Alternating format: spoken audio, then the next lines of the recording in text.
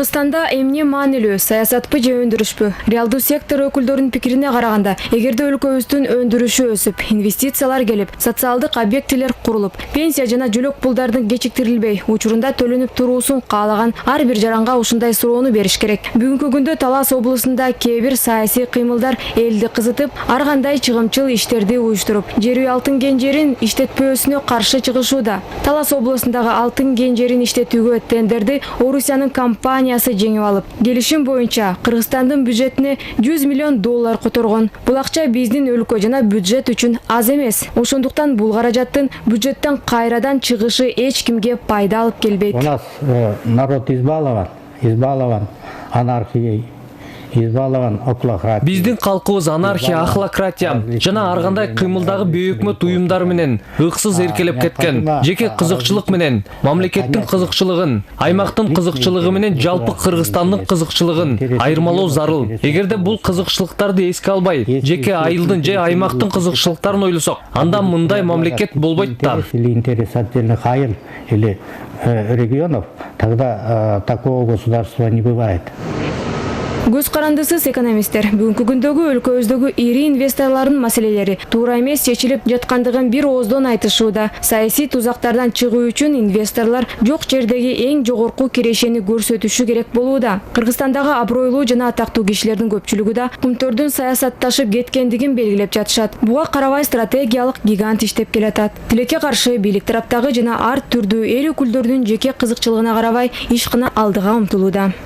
Я знаю, что бывшие некоторые члены правительства там являются членами. Мен мурдагы өкмөттүн кээ бир мүчөлөрү кандайдыр бир материалдык кызыкчылыктары бар экендигин билем. Дале ошолор иштин ыкчам чечилишине тоскоол болуп жатышат. Муну биринчи же экинчи жолу эле чечип коюш керек болчу. Бирок чечилген жери жок, создуктурулуп жатат. Анткени майлуу кирешелеринен ажырагылары келбейт, байланып турушат. Вот отпустить это богатейший источник доходов, что ли.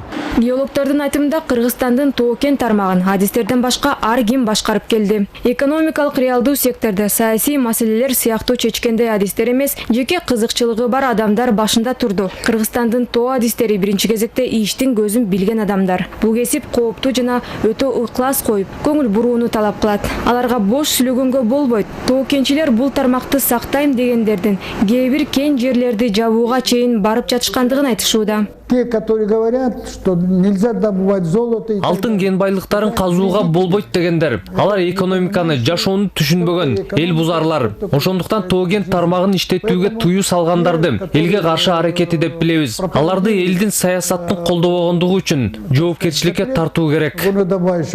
Кыргызстанда көпчүлүк нерселер өлкөбүзгө, элибизге натыйжалуу болуш үчүн ойдогудай түзүлгөн эмес. Бардыгы жеке адамдардын кызыкчылыгын көздөөдү. Ошондуктан тескерисинче саясат экономиканы аныктап жатат. Ленин говорил, что самая лучшая политика. Өкүнүчтүүсү учурда Ленин эң мыкты саясат бул экономика деп айткан. Көрсө саясат жок, экономика болбойт экен. Анын үстүндө ушундай кумтөр сыяктуу 1000 тонна алтын запасы бар. Дүйнөдөгү эң ири кен жерлеринин бири турса, эми болсо жер үйдө 100 тонна алтын бар деп талашып жатышат. Тигинде 1000 тонна дагы бар. Алдыда канча иштер жатат. 1000 тонн.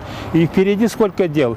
Кыргызстандын эмгек сиңирген экономисти жана мурдагы эл өкүлү жөн гана тоскоол болууну токтотуп, ишти баштоого чакырып жатат. Анткени жакында парламенттик, андан кийин президенттик шайлоо болот. Ал эми саясатчылардын талаш тартыштары, кумтөр, жер үй жана башка ири ишканалары жок, кызыксыз болуп калат. Кыргызстандын Тоо-Кен тармагы саясатчылардын жардамы менен мамлекеттик бюджетке гана киреше алып келбестен саясий дивиденд дагы алып келүүдө. Көптөгөн депутаттар парламентке болгон сапарын өлкөбүздүн бюджетин түптөөчү ири ишканасын сындоо менен башташкан жана бул ыкмасын дагы деле улантышууда. Бирок кийин депутаттык орунга отурганда эле Тоо-Кен тармагынын маселелерин унутуп калышат. Кыргызстанда саясат же өндүрүш маанилүү деп суроо салып, ойлогондор аз эмес.